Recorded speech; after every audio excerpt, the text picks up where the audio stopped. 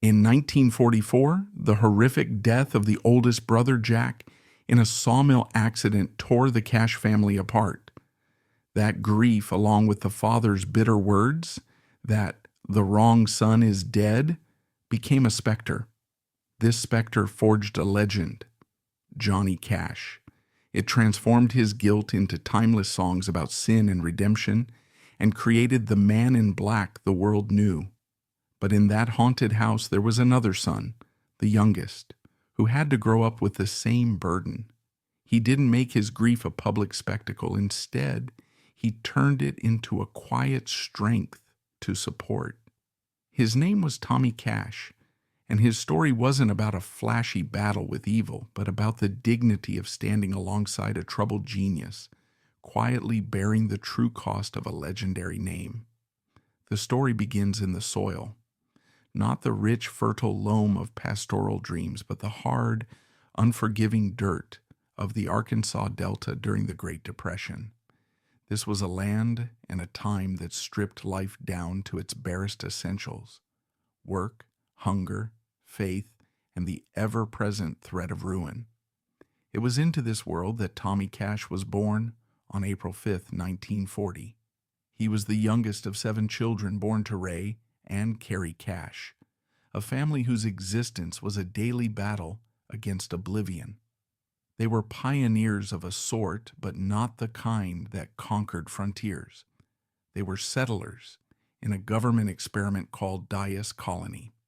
Established in 1934 as part of President Roosevelt's New Deal, Dyess was a tract of cleared swampland designed to give a second chance to hundreds of farming families who had lost everything. It was a place of radical hope and brutal reality. The promise was ownership: a simple white house, a barn, a mule, and 20 acres of land that would one day be theirs. The price was relentless, back-breaking labor in the cotton fields, from sunup to sundown, in suffocating heat and humidity. The Cash family arrived when the colony was new, their worldly possessions meager. Their home, like all the others, was a basic, unadorned structure, more a shelter than a home. It was here that Tommy's earliest memories were formed, not of toys or playgrounds, but of the rhythmic, unending work of the cotton fields. From the age of 5, he, like all his siblings, was expected to work. Dragging a heavy cotton sack, his small fingers learning to expertly pluck the white bolls from their sharp casings, was his first and most enduring education. The patriarch, Ray Cash, was a man hammered into shape by this harsh world. He was a stoic, hard-working, and often brutal man. Having grown up in poverty, he saw life as a relentless series of struggles, and he ruled his family with an iron fist and a quick temper. His love for his children was buried deep beneath a gruff exterior, and his primary method of instruction was often through physical punishment. He was a man of the earth, and he expected his sons to be the same, strong, silent, and uncomplaining. But if Ray was the unyielding fist of the family, the mother, Carrie Rivers Cash, was its beating heart. Carrie was a woman of deep and abiding faith, and her solace was music. The Cash home, though lacking in almost every material comfort, was rich in song. It was Carrie who taught all her children to sing. She filled the small rooms with the sound of old gospel hymns from the Carter family, railroad ballads, and mournful folk songs she had learned as a child. This music was more than a pastime. It was their emotional vocabulary. It was the language they used to speak of sorrow, hope, and faith when words and affection failed. For Johnny, this music would become the raw material for his art. For Tommy, it would become a source of comfort and a quiet, lifelong passion. He learned early on that a simple melody could be a shield against a harsh world, a private prayer when public ones felt hollow. The 7 Cash children formed their own tribe, a unit bonded by shared labor and the need for mutual protection. There was Roy, the eldest, Louise, the future legend, J.R., who would later take the name Johnny, Reba, Joanne, and the youngest, Tommy. But at the moral and emotional center of this sibling universe was Jack. Jack, 2 years older than Johnny, was different. He was the calm in the family storm. Deeply religious from a young age, he was a steady, responsible, and gentle soul. While Johnny was already showing signs of the restless, rebellious spirit that would define him, Jack was the anchor. He was the one who could soothe their father's temper, the one who took his faith seriously, and the one Johnny looked up to with a mixture of awe and adoration. Jack was, in Johnny's own words, his best friend, his hero. For Tommy, who was just a toddler, Jack was a kind and protective older brother, a figure of gentle strength in a world that often felt harsh. In May of 1944, this fragile family unit was irrevocably shattered. Jack, then only 14, had taken an after-school job at a local high school's agricultural workshop to earn extra money for the family. He was a skilled woodworker, and his task was to cut oak logs into fence posts using a large, unforgiving table saw. On a fateful Saturday, against his mother's premonitions, he went to work. In a moment of horrifying misfortune, he was pulled into the spinning blade. The saw tore through his midsection, practically disemboweling him. The accident was catastrophic, but his death was not instantaneous. Jack clung to life for over a week, a period of unimaginable agony for him and a waking nightmare for his family. The entire community of Dias held its breath, praying for a miracle. A young Tommy, only 4 years old, could only watch, uncomprehending, as his home was transformed into a house of whispers, of hushed prayers, and of his mother's ceaseless, silent tears. He witnessed his older brother Johnny, then 12, sit by Jack's bedside, listening to his final pain-racked words about seeing angels and going to heaven. When Jack finally died, something essential in the Cash family died with him. The event was not just a tragedy, it was a foundational trauma, an emotional earthquake whose aftershocks would ripple through the rest of their lives. For Johnny, it was the defining event of his existence. He carried a crushing weight of guilt, convinced that he should have been there, that he could have somehow prevented it. This guilt would become a primary source of the darkness he explored in his music, a wound that never fully healed. For Ray Cash, the loss of his most sensible and pious son was a blow from which he never recovered. His grief curdled into a bitter, simmering rage. The already present violence escalated. He became more withdrawn, more prone to explosive anger, and he infamously and cruelly told Johnny, "The wrong son died." It was a moment of casual brutality that would poison their relationship for decades. For 4-year-old Tommy, the tragedy shaped his understanding of the world. He learned that life was fragile, that even the best and kindest could be taken away in an instant. He grew up in a household saturated with a grief so profound it was rarely spoken of aloud. He saw firsthand how his father's unprocessed sorrow turned into violence, and how his mother's turned into a deeper, more fervent faith. He learned the Southern way of dealing with pain. You buried it deep, you didn't speak of it, and you carried it with you in silence. This early, brutal lesson in loss and its aftermath would become the bedrock of his character. He would spend his life trying to be the steadying force that Jack had been, the quiet anchor in a family perpetually tossed by storms of its own making. The death of Jack Cash didn't just take a son, it created the roles the other sons would be forced to play for the rest of their lives. Johnny would become the tormented artist, and Tommy, the silent guardian.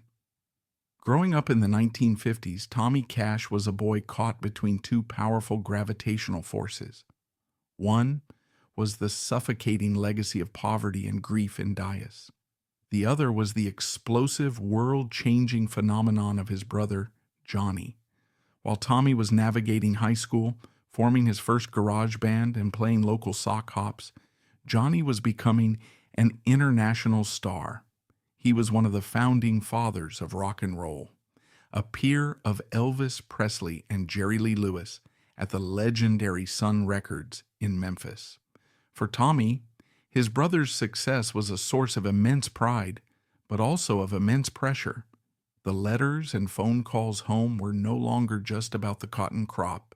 They were about hit records, national television appearances, and screaming crowds. Johnny had escaped Dias in the most spectacular way imaginable. He had taken the music of their mother's parlor and the grit of their father's fields and turned it into a sound that was reshaping popular culture. This created a complex dynamic for the younger brother. Tommy loved music with an equal passion, but his path was now illuminated and overshadowed by the blazing trail Johnny had already blazed. In a later interview, he would recall the moment he knew he had to be a musician. It was watching Johnny perform, seeing the power he held over an audience, the way he could channel all their shared history into a 3-minute song. "I just wanted to be like him," Tommy would admit, "but I never dared to dream that big." That single sentence is the key to his entire life. The desire to emulate, tempered by a powerful, perhaps self-protective humility. He knew he was not Johnny. He lacked the brooding, dangerous charisma, the deep, resonant baritone, and the almost self-destructive, artistic drive. His voice was a lighter, more classic country tenor. His instincts leaned not towards the rebellious fusion of rockabilly, but towards the traditional, heartfelt storytelling of the country music he had grown up listening to on the radio. He was Hank Williams to Johnny's Elvis. After graduating high school in 1958, Tommy faced a crossroads. He could have immediately gone to Memphis or Nashville, knocked on his brother's door and asked for a job in the band. But to do so would be to admit defeat before he had even begun, to accept the role of the little brother for life. He needed to forge his own identity, to earn his own stripes in a world far away from the music industry. So he made a choice that was both common for his time and deeply symbolic of his need for independence. He enlisted in the United States Army. His 4-year stint in the military from 1958 to 1962 was his personal wilderness. Stationed in Frankfurt, Germany, he was physically and culturally removed from everything he had ever known. And it was here, in the structured, anonymous life of a soldier, that he truly began to find his own voice. He landed a job that would become his university. He became a disc jockey for the Armed Forces radio network. Imagine the scene: a young man from the cotton fields of Arkansas, now sitting in a studio in Germany, his voice being broadcast to thousands of lonely, homesick American GIs across Europe. He was the sound of home. He played the country music that was in his blood, but he also studied it. He learned about phrasing from listening to Ernest Tubb, about songwriting from Hank Williams, and about record production from the countless discs he spun day in and day out. It was here, in the quiet hours between broadcasts, that he secretly began to write his own songs in earnest. They were not songs of rebellion, but songs of longing, for home, for family, for a simpler time. They were inspired by his mother's letters, which spoke of his father's declining health and the changing face of the home he had left behind. He never released these early efforts, a telling choice. They were too personal, and he was still terrified of the inevitable comparison to Johnny. The Army was his crucible. It took the boy from Dias and transformed him into a man who understood not only the soul of country music, but the mechanics of the industry. It gave him a confidence and a worldview that he could never have found under his brother's shadow. When he was finally discharged in 1962, he was no longer just Johnny Cash's little brother. He was Tommy Cash, a man with his own story to tell, ready at last to step into the unforgiving arena of Nashville. Having forged an independent identity in the military, Tommy Cash was now prepared to enter the world that was his birthright, but on his own terms. His next chapter would take him to the heart of country music, where he would fight for his own song in the long shadow of his brother's legend, a journey that would lead him to the top of the charts and ultimately toward a life of profound and quiet purpose. To arrive in Nashville, Tennessee in the early 1960s was to step into the beating heart of the American dream, country style. It was a city of myth makers, a place where a 3-chord song written on a napkin could buy you a Cadillac and a ticket to the Grand Ole Opry. The air itself seemed to hum with the ambition of 1,000 aspiring singers, each one carrying a guitar case and a story of hardship they were desperate to turn into gold. For Tommy Cash, discharged from the Army and now a man of 22, this was the arena where he would either forge his own name or be forever consumed by his brothers. He did not arrive as a conquering hero. He drove into town not with the swagger of a rock star sibling, but with the quiet determination of a veteran who had learned the value of discipline and the art of keeping his own counsel. His brother Johnny was by this point more than a star. He was a force of nature. His records sold in the millions, his concerts were legendary, and his personal life was a chaotic whirlwind of creative genius and destructive impulses.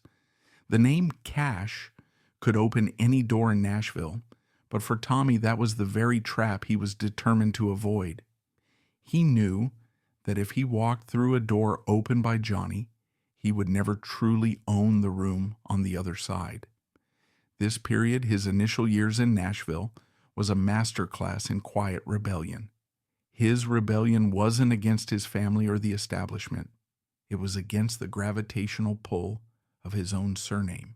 He made a series of deliberate choices designed to build an identity brick by brick on his own foundation. He turned down his brother's implicit offers of a fast track to fame. Instead of asking for a spot in Johnny's band or a deal with his powerful label, Columbia Records, Tommy took a job that was almost perversely humble. He became an office clerk at his brother's music publishing company, J.C. Music. It was an anonymous behind-the-scenes role. He spent his days filing paperwork, managing schedules, and learning the intricate, unglamorous business of music from the ground up, a secret he would keep for decades. At night, he stepped into the real school of Nashville, the honky-tonks and songwriter rounds. He took any gig he could get playing rhythm guitar for other, more established artists. He became a familiar, though not famous, face on the circuit. It was here that he began a formative friendship with another young man wrestling with a legendary name, Hank Williams Jr. They were two sons of icons, navigating the same treacherous waters, and they found a quiet camaraderie in their shared struggle. These years were his apprenticeship. He was absorbing the soul of Music City, not from the VIP section, but from the sticky floors of the bars and the cramped back stages of the theaters. He was paying his dues, ensuring that no one could ever accuse him of taking a handout. His first record deal, signed in 1965 with Musicor Records, was a reflection of this independent spirit. Musicor was a respectable label, but it was no industry giant like Columbia. It was a place where an artist had to fight for attention. His early singles were well-crafted, traditional country songs, but they struggled to gain traction. The country music landscape was crowded, and being Johnny Cash's brother was both a blessing and a curse. It got his foot in the door with radio programmers, but it also invited an immediate and often unfair comparison. His voice, a smooth and earnest tenor, was nothing like Johnny's deep, apocalyptic baritone. His songs were tales of heartache and home, lacking the dark, existential edge of his brother's work. For a few frustrating years, he was a man out of sync, a talented artist searching for a story that was uniquely his own. The turning point came not from a calculated career move, but from the turmoil of the world around him. The late 1960s were a time of profound and violent upheaval in America. The Vietnam War raged, protests filled the streets, and the nation was rocked by a series of devastating assassinations that felt like a collective trauma. In 1968, within the span of just a few months, the country lost two of its most powerful voices for change, Martin Luther King Jr. and Robert F. Kennedy. This came just 5 years after the assassination of President John F. Kennedy. There was a palpable sense of a dream dying, a feeling that the nation had lost its moral compass. It was in this atmosphere of national grief that Tommy Cash finally found the story he was born to tell. He wrote a song titled "Six White Horses." The imagery was simple, powerful, and deeply rooted in the Southern tradition of funeral processions. The song's narrator watches as a chariot, pulled by 6 white horses, descends from the sky to carry away the souls of the leader of the people and the man who stirred the nation. It was an elegy not just for the Kennedys and Dr. King, but for the lost optimism of an entire generation. When the song was released in late 1969, it struck a powerful chord. It was a song of mourning that offered a glimmer of spiritual solace. For a nation grappling with senseless violence, Tommy's gentle, respectful tribute was a balm. The record began to climb the charts, and this time it had nothing to do with his last name. It was a hit because it spoke a truth that everyone was feeling. 6 White Horses reached number 4 on the Billboard country charts, sold over 1 million copies, and earned Tommy a Grammy nomination. For a brief, brilliant period, Tommy Cash was a star. The success of 6 White Horses was followed by a string of other top 10 and top 20 hits into the early 1970s. Songs like Rise and Shine, penned by his brother's Old Sun Records compatriot Carl Perkins, and the soulful One Song Away, showcased his talent for crafting heartfelt, memorable country music. He released a successful album also titled 6 White Horses, and became a sought-after touring act and a guest on the popular television shows of the day, including his brothers. This period was his moment in the sun, a validation of all his years of quiet persistence. He had done it. He had become a country music star on his own terms. But even at the peak of his fame, his choices revealed his true character. He collaborated with his brother and other legends like George Jones, but he always kept the family recording sessions private, refusing to let the press exploit their relationship for brotherly drama. He used his success not to chase a more extravagant lifestyle, but to provide a secure foundation for his family. He had seen the destructive side of fame up close, and he was determined to handle it differently. The white-hot glare of stardom is often fleeting. By the mid-1970s, the landscape of country music was shifting. The outlaw movement, led by figures like Willie Nelson and Waylon Jennings, and in many ways, spiritually fathered by Johnny Cash himself, was taking over. The polished traditional Nashville sound that was Tommy's specialty began to fall out of vogue. His chart success began to wane. For many artists, this period of declining fame is a time of crisis, of desperately trying to recapture the magic. But for Tommy Cash, it seems to have been a period of quiet liberation. He had already proven what he needed to prove, that he was a talented artist in his own right, that he could write and perform a song that touched the soul of the nation. He had stepped out of his brother's shadow and cast a small but significant one of his own. Now, he was free to build the life he had perhaps always wanted, a life defined not by applause but by peace. His shift in focus was both pragmatic and deeply revealing. In the 1980s, while still occasionally touring and recording, Tommy Cash embarked on a new career. He earned his real estate license and became an agent with Cry Lakey, a prominent firm in Nashville. The man who sang about chariots in the sky now spent his days selling brick-and-mortar homes.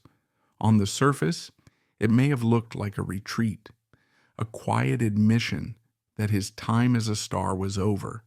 But in reality, it was the ultimate strategic move for a man who prized stability above all else.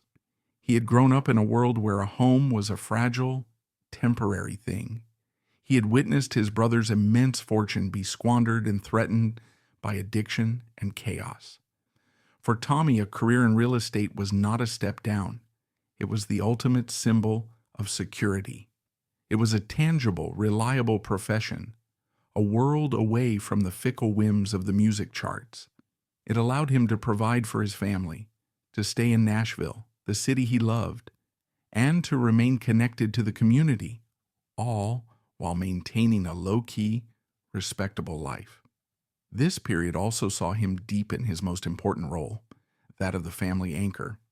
As Johnny's struggles with addiction resurfaced in the 1980s and 90s, Tommy was the steady hand. He was the one who could be counted on, the one whose life wasn't a whirlwind of public drama. He quietly provided financial and emotional support to his nieces and nephews, the children of Johnny's first marriage, helping to shield them from the fallout of their father's turmoil. He became the custodian of the family's practical needs, the man who handled the earthly matters while his brother was wrestling with spiritual ones. His life became a carefully managed balance.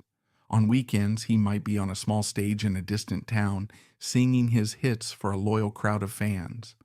On Monday morning, he was back in the office, closing a deal on a suburban home. It was a dual existence that perfectly encapsulated his personality.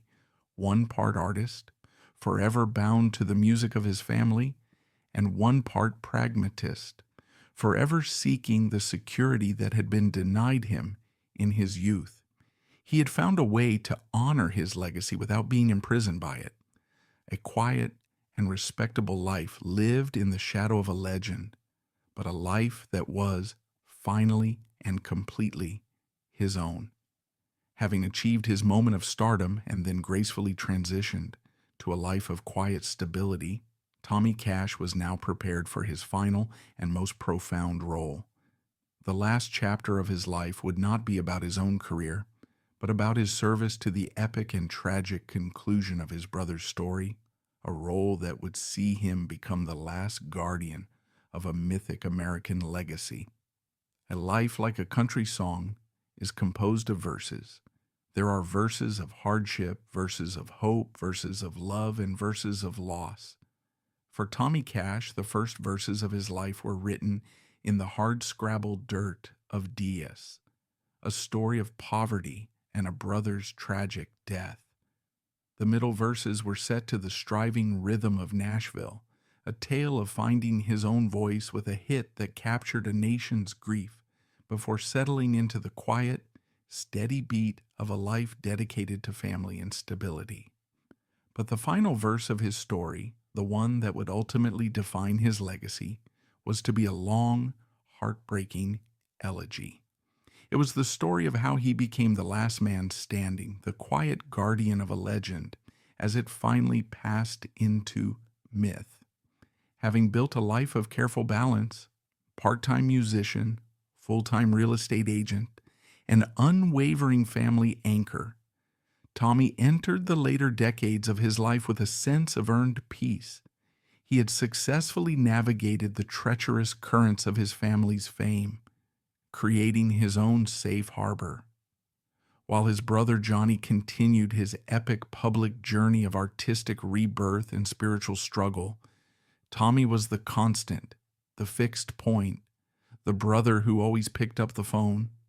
Their relationship, often tested by distance and Johnny's chaotic lifestyle, had settled into a deep, unspoken understanding.